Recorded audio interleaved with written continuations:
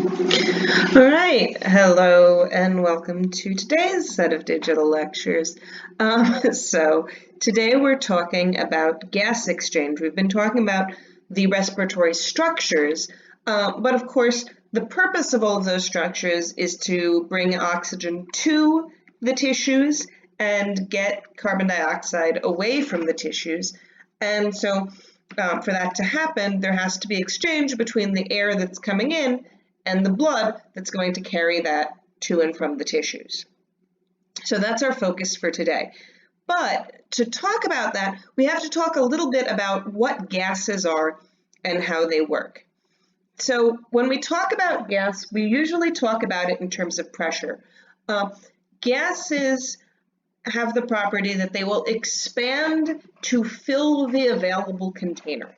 So however much volume you have, the gas will fill it, unlike a solid or a liquid.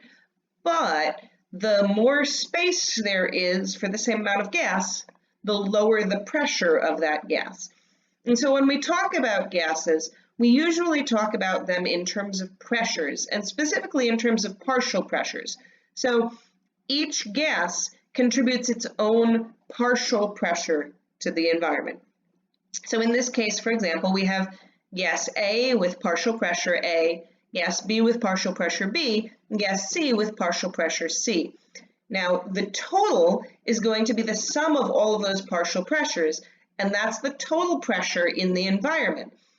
If you increase the pressure of A, you will increase partial pressure A and increase the total pressure in the environment. Now, that doesn't have any effect on B or C. They are still going to remain at the same partial pressure, assuming you're in a sealed environment. Obviously, if you have an open window, then those gases can go out. You're going to move some of the B and C out. But in a sealed environment, that can't happen. So it's all stuck there. Now, to look at this in terms of sort of a more real situation, so here we have oxygen and nitrogen. Nitrogen is the gas that we have the most of in our atmosphere, followed by oxygen. Obviously, there are a lot of other things in the atmosphere, water vapor, carbon dioxide, and argon being major ones that are also present, but these are the biggest two. Our total atmospheric pressure at sea level is about 760. Now, the partial pressure of oxygen is 159. The partial pressure of nitrogen here is 593. When you add these together, you get 752 millimeters of mercury. And so that gives you an idea that, all right, if our total atmospheric pressure is 760, we're missing 6 millimeters of mercury of other stuff. Water vapor, carbon dioxide, argon, those things that aren't there, or sorry, 8 millimeters of mercury of other stuff. So you can see that oxygen and nitrogen are the main things. Now, nitrogen is basically irrelevant to us for these purposes. We can't make use of atmospheric nitrogen, and it's just something that's this sort of carrier gas, basically, for the air we breathe. Oxygen and carbon dioxide are going to be the main things we care about, with water vapor also kind of being important in some ways. Now, as I said, one of the important things about air is that it's going to take the shape and size of the container that it's in. And that means that if it's in a smaller space, it's going to have higher pressure. If it's in a larger space, it's going to have lower pressure. And another thing that's really important here is that when we talk about gas dissolved in solution, we still talk about partial pressure. And that is because the partial pressure of gas in the air is going to equilibrate to a partial pressure in the solution. And that is going to vary how many molecules that actually is, depending on solubility, and solubility varies with a lot of things. But what's really important here is we're talking about this partial pressure either in the air or partial pressure in solution. And that's important, of course, because partial pressure in solution is where we can get to it, because it needs to be dissolved in the blood for us to get to it at all. Now, just dissolved isn't the only way we get to it. We're going to talk about hemoglobin later, but it needs to get dissolved in that liquid before we can access it. So for that to happen, we need gas transfer to occur.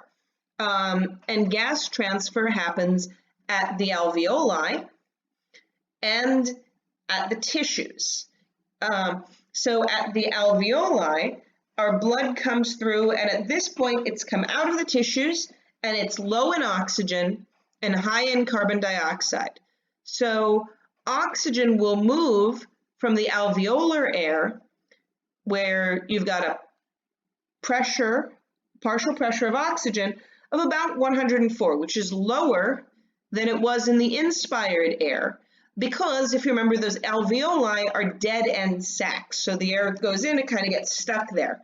But it's still much higher than it is in the tissues. So that oxygen is going to equilibrate with the partial pressure of oxygen in the blood until you wind up with a partial pressure of oxygen of around 104 in the blood. The carbon dioxide is going to leave the blood and go into the alveolar air. Now remember, the alveolar air, again, is much higher carbon dioxide than the inspired air, the atmospheric air, but it's still lower than what's coming in from the blood, so the blood is able to give up carbon dioxide to the alveolus. Then you have that blood coming out,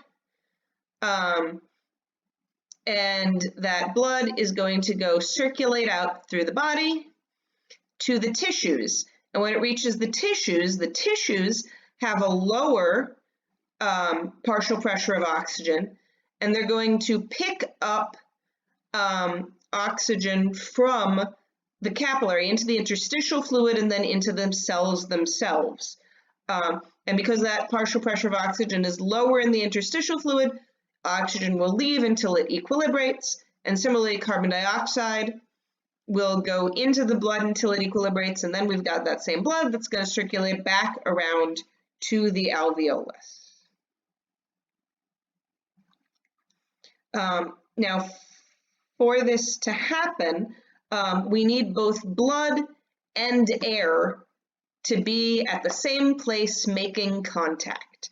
And this is called ventilation, where the air is going in and out, and perfusion, where the blood is getting there.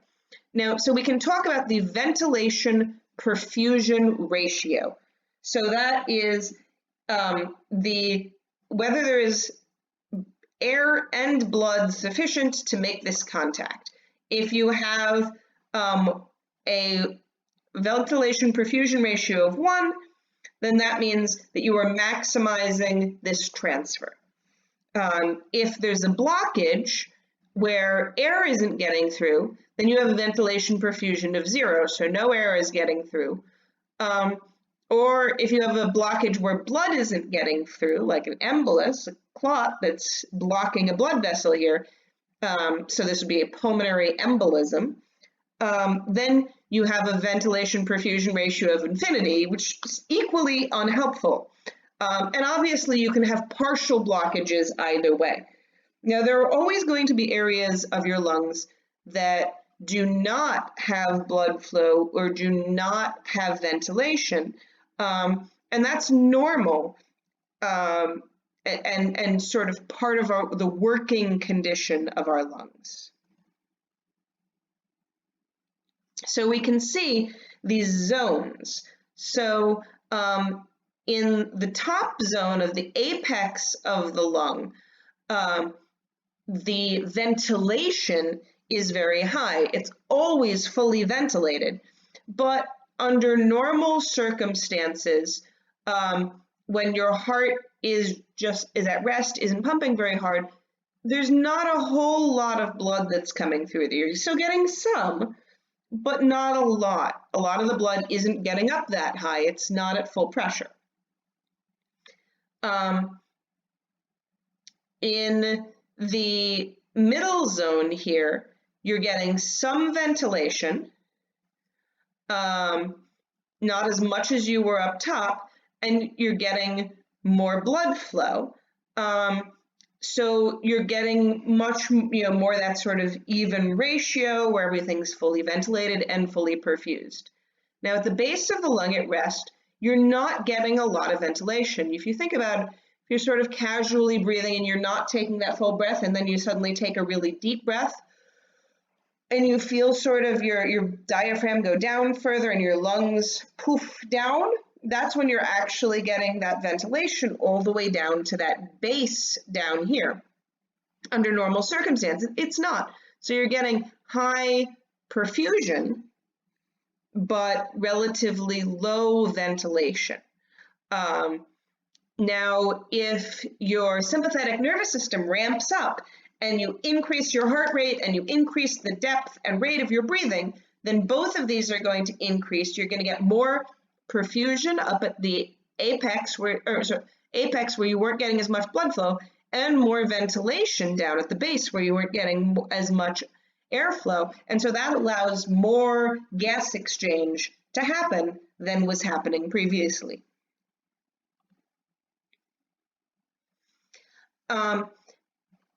And that concludes our first part on how gases work and ventilation.